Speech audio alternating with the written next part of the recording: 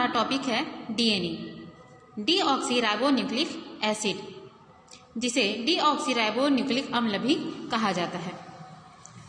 DNA जो होते हैं वो न्यूक्लियोटाइड के पॉलीमर होते हैं। पॉलीमर यानी कि बहुलक, ठीक है, यानी कि डीएनए किसके बहुलक होते हैं? न्यूक्लियोटाइड्स के, जो श्रृंखला के रूप में पाए जाते हैं, चेन फॉर्म में होते हैं और कुंडलित होते हैं। ये मुख्य रूप से जीवों के केंद्रक के अंदर गुणसूत्रों में पाए जाते हैं। कुछ कोशिकांगों जैसे कि माइटोकॉन्ड्रिया तथा क्लोरोप्लास्ट में भी डीएनए पाया जाता है। यह जीवों के आनुवांशिक पदार्थ के रूप में कार्य करता है, जो आनुवांशिक सूचनाओं को एक पीढ़ी से दूसरी पीढ़ी में पहुंचाने का कार्य करता है। तो आइए डीएनए के रासायनिक संगठन को भी देख लेते हैं हम। डीएनए अति उच्च आणविक भार वाला अणु होता है, जिसका अणु भार 10⁶ से लेकर 10�7 डाल्टन के मध्य होता है। रासायनिक रूप से यह न्यूक्लियोटाइड की चेन होती है। प्रत्येक न्यूक्लियोटाइड चेन में एक नाइट्रोजिनस क्षार डीऑक्सीराइबोस, जिसको क्या बोला जाता है? पेंटोज सुगर बोला जाता है, ठीक है। डीऑक्सीराइबोस सुगर बोल सकते हैं या फिर डीऑक्सीराइबोस पेंटोज सुगर, तथा एक अणु फास्फोरिक अम्ल पाया जाता है। ये न्यूक्लियोटाइड का एक चेन है, ठीक है। इसी तरीके से न्यूक्लियोटाइड का जो क्या है पूरा बहुत सारा चेन बनता है, ठीक है, उसको बोला जाता है पॉलीन्यूक्लियोटाइड चेन। यानी कि जैसे कि 2 से अधिक हो गए, 10 न्यूक्लियोटाइड मिलकर एक चेन का निर्माण कर रहे हैं। उसी तरीके से हजारों की संख्या में भी क्या रहते हैं, ये न्यूक्लियोटाइड जो है अपना जो डीएनए का जो श्रृंखला है उसका निर्माण करते हैं। तो देखिए फर्स्ट में क्या दिया है, आपको पता चला कि एक न्यूक्लियोटाइड में कौन कौन से मतलब इसमें पाए जा रहे हैं। जैसे कि फर्स्ट क्या दिया है, फॉस्फेट है। दूसरा में क्या दिया है, सुगर है, और वो भी कैसा है, पेंटोज सुगर, जिसको डीऑक्सीराइबोस बोला जाता है। और यहाँ पर बेस के रूप में है, यानी कि नाइट्रोजिनस बेस के रूप में है एडेनिन। यहाँ पर 4 बेस होते हैं, एडेनिन, ग्वानिन, थायमिन और साइटोसिन, अगर डीएनए की बात करें, ठीक है। आरएनए में जब हम लोग पढ़ेंगे तो थायमिन की जगह हम लोग क्या पढ़ेंगे, यूरेसिल, ठीक। तो देख सकते जब ये नाइट्रोजिनस बेस, ठीक है, यहाँ पर कुछ भी हो सकता है, एडेनिन हो सकता है, थायमिन, ग्वानिन, साइटोसिन, कुछ भी हो सकता है, कोई सा भी नाइट्रोजिनस बेस। जब ये नाइट्रोजिनस बेस इस पेंटोज सुगर के साथ जुड़ता है तो उस संरचना को बोला जाता है न्यूक्लियोसाइड। क्या बोला जाता है, न्यूक्लियोसाइड। लेकिन जब ये तीनों स्ट्रक्चर साथ में जुड़ते हैं तो उसको बोला जाता है न्यूक्लियोटाइड। तो हमने क्या पढ़ा है कि डीएनए क्या होते हैं, न्यूक्लियोटाइड के पॉलीमर होते हैं, ना कि न्यूक्लियोसाइड के। दोनों में अंतर आपको रखना है, ठीक। अब हम लोग देखते हैं डीऑक्सीराइबोस सुगर के दूसरे कार्बन परमाणु पर एक ऑक्सीजन परमाणु नहीं पाया जाता, अतः इसे डीऑक्सीराइबोस सुगर कहा जाता है। आप लोग देख सकते हैं इस स्ट्रक्चर में ये पता नहीं चलेगा, जैसे कि ये फर्स्ट कार्बन है और ये सेकेंड कार्बन है, ठीक है। यहाँ पर क्या पाया जाएगा, कार्बन 1 और ये 2 और ये 3, यहाँ पे ये 4 और ये 5। तो इस तरीके से, इसीलिए इसको क्या बोला जाता है, पेंटोज सुगर। ये 5 कार्बन वाला एक क्या है, पेंटोज सुगर है। तो इसका जो दूसरा नंबर का कार्बन होता है, इसमें क्या नहीं पाया जाता, एक ऑक्सीजन परमाणु नहीं पाया जाता। जैसे कि आप लोग देख रहे हैं ये जो 3rd नंबर का कार्बन है, इसमें ऊपर की ओर ये हाइड्रोजन से जुड़ा हुआ है, लेकिन नीचे की ओर देख सकते हो OH जुड़ा हुआ है। तो इसके नीचे की ओर क्या है, इसमें OH नहीं पाया जाता। यही अंतर होता है आरएनए और डीएनए में, ठीक है। वहां पर ये OH यानी कि ऑक्सीजन परमाणु इसमें पाया जाता है, लेकिन आपका ये जो डीऑक्सीराइबोस सुगर होता है यानी कि डीएनए होता है, उसमें ये नहीं पाया जाता, ठीक। इसीलिए इसको क्या बोला जाता है, डीऑक्सीराइबोस कहा जाता है। अब हम लोग देखते हैं डीएनए जो होते हैं डीऑक्सीराइबो न्यूक्लियोटाइड, डीऑक्सीराइबोन्यूक्लियोसाइड प्लस क्या होता है, फास्फोरिक अम्ल।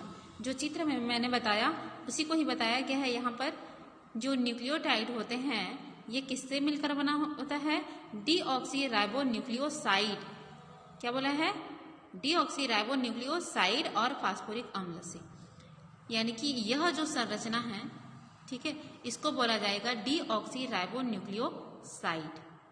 और जब यही फास्फोरिक अम्ल के साथ जुड़ता है यानी कि फास्फेट ग्रुप के साथ, तो ये क्या बनाएगा,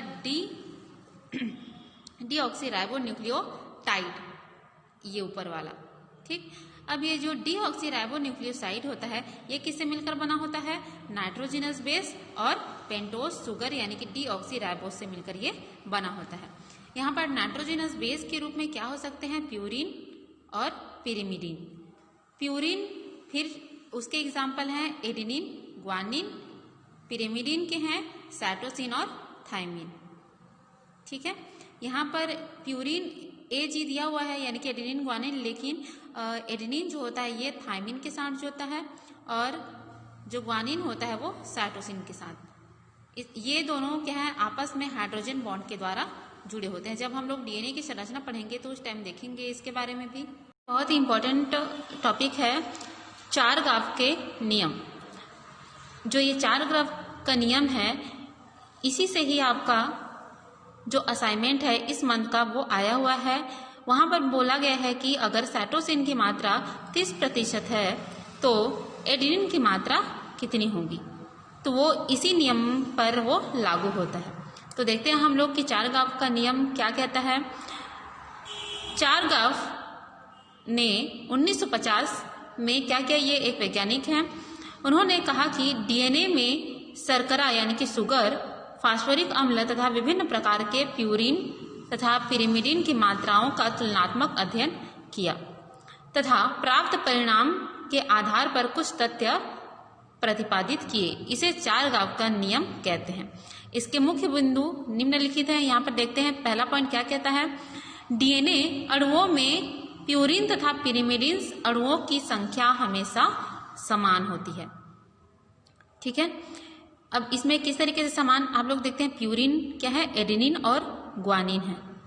ठीक है, एडेनिन प्लस ग्वानिन बराबर साइटोसिन प्लस थायमिन, ऐसा ही बोला गया है ना। प्यूरिन और पिरिमिडिन के अणुओं की संख्या क्या होती है, समान होती है। तो वहां पर आपका क्या दे दिया था कि साइटोसिन की मात्रा अगर 30% है तो जाहिर सी बात है थायमिन की भी मात्रा क्या होगी, 30% होगी। तो चलिए इसको थोड़ा सा क्लियर कर दे रही हूं कि वो क्वेश्चन किस तरीके से हल होगा। क्वेश्चन में कहा गया है कि साइटोसिन की मात्रा कितनी है, 30% है।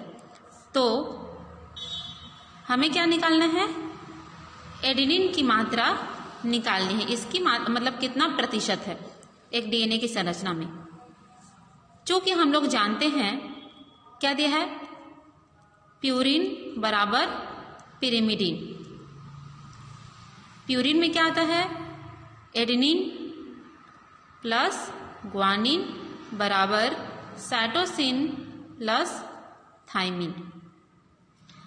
अब यहां पर हमें क्या देखना है, साइटोसिन की मात्रा दे दी गई है 30%। ठीक, तो थायमिन की मात्रा भी कितनी होगी, 30%। ठीक है ना, तो ये टोटल कितने हो जाएंगे, 60%। और DNA का जो टोटल परसेंटेज होता है वो कितना है, 100% है। तो 100% में हम लोग क्या करेंगे, ये जो 60% है उसको माइनस कर देंगे। तो माइनस करने पर क्या आएगा, माइनस करेंगे तो यहां आ जाएगा आपका 40%। ठीक, ये 40% को जो बचा हुआ है भाग, इसमें हम लोग देखेंगे, क्योंकि 60% क्या हो गया, किसकी मात्रा हो गई, साइटोसिन और थायमिन की। तो बाकी जो बचा हुआ भाग है यानी कि 40% वो हो जाएगा एडेनिन और ग्वानिन का। तो इसको भी हम लोग बराबर मात्रा में डिवाइड कर देंगे। तो 40% बराबर में क्या हो जाएगा, 20%। मतलब एडेनिन 20% पाया जाएगा और ग्वानिन भी 20% पाया जाएगा। तो इस तरीके से अगर साइटोसिन की मात्रा एक DNA की संरचना में क्या है, 30% है, तो एडेनिन की मात्रा कितनी होगी, 20% होगी। सेकंड नियम है एडेनिन की मोलर मात्रा थायमिन के बराबर तथा साइटोसिन की मोलर मात्रा हमेशा ग्वानिन के बराबर होती है। अभी देखिए अभी थोड़ा सा क्या हो गया, उल्टा हो गया है। क्या है, जिससे ये जुड़ते हैं, ठीक है, यानी कि एडेनिन हमेशा किसके साथ जुड़ता है, थायमिन के साथ। और कौन सा बॉन्ड पाया जाता है इनके बीच, डबल हाइड्रोजन बॉन्ड। उसी तरीके से साइटोसिन ट्रिपल हाइड्रोजन बॉन्ड के द्वारा ग्वानिन से ये जुड़ता है। तो यहाँ पर क्या बात हो रही है, मोलर मात्रा की। एडेनिन की मोलर मात्रा थायमिन के बराबर होती है और साइटोसिन की मोलर मात्रा वो ग्वानिन के बराबर होती है। इसका थर्ड नियम है डीऑक्सीराइबोज शुगर तथा फास्फोरिक अम्ल के अणुओं की मात्रा भी क्या होती है, हमेशा बराबर होती है। फोर्थ है एडेनिन प्लस थायमिन एवं साइटोसिन प्लस ग्वानिन का अनुपात क्या होता है, अनुपात इस तरीके से अनुपात किसी जीव में निश्चित होता है। दोनों का अनुपात क्या रहेगा, एक जीव के अंदर ये निश्चित होता है। एक द्विसूत्री यानी कि डबल स्टैंडर्ड डीएनए का स्ट्रक्चर है। डीएनए की आणविक संरचना का अध्ययन सबसे पहले जेडी वाटसन एवं एच.सी. क्रिक के द्वारा 1953 में किया गया था। इस कार्य के लिए उन्हें 1962 में नोबेल पुरस्कार से सम्मानित किया गया है। उनके द्वारा प्रतिपादित डीएनए के मॉडल को वाटसन एवं क्रिक मॉडल कहते हैं, यानी कि ये जो मॉडल है इसको क्या बोला जाता है, वाटसन और क्रिक का डीएनए मॉडल। ठीक है, इसकी संरचना के बारे में हम लोग देख लेते हैं। तो आप लोग इस संरचना में देख रहे हैं कि यह जो डीएनए है वो क्या है, डबल स्ट्रैंडेड है, 2 स्ट्रैंड से मिलकर बना हुआ है। देख सकते हैं आप लोग ये, ठीक है, 2 स्ट्रैंड से मिलकर बना होता है जिसे द्विसूत्री बोला जाता है।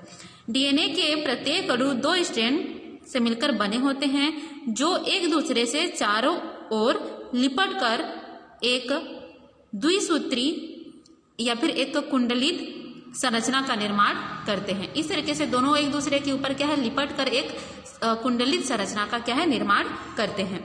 प्रत्येक डीएनए में पॉलीन्यूक्लियोटाइड की 2 चेन होती है। अब ये पॉलीन्यूक्लियोटाइड चेन क्या होती है, देख सकते हैं यहाँ पर आप लोग इस तरीके से। ये एक लाइन क्या है, न्यूक्लियोटाइड का चेन है, लेकिन यहाँ पर आप लोग देख रहे हैं कितने सारे हैं। तो इसलिए ये क्या, ये पूरा डीएनए का जो चेन है इसमें पूरा पाया जाएगा, इसलिए इसको क्या बोला जाता है, पॉलीन्यूक्लियोटाइड चेन। ठीक है, पॉलीन्यूक्लियोटाइड्स की क्या 2 चेन पाई जाती है जो अशाखित होती है, अनब्रांच्ड होती है। ठीक, अगला पॉइंट हम लोग इसमें देखेंगे, डीएनए की दोनों पॉलीन्यूक्लियोटाइड चेन प्रति समांतर या फिर एंटी पैरेलल होती हैं। एक चेन का 3rd प्राइम एंड, यहां पर देख सकते हैं आप लोग ये 3rd प्राइम एंड दूसरे चेन के 5 प्राइम एंड जो इसका सिरा होता है उसके पास स्थित होता है।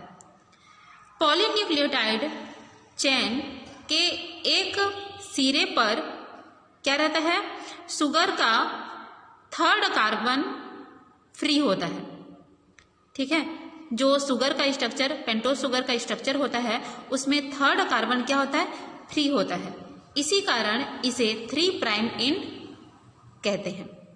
और उसी तरीके से जो दूसरा चेन होता है वहां पर इसका 5th नंबर का कार्बन, शुगर का 5th नंबर का कार्बन फ्री होता है, इसलिए इसको 5 प्राइम एंड कहते हैं।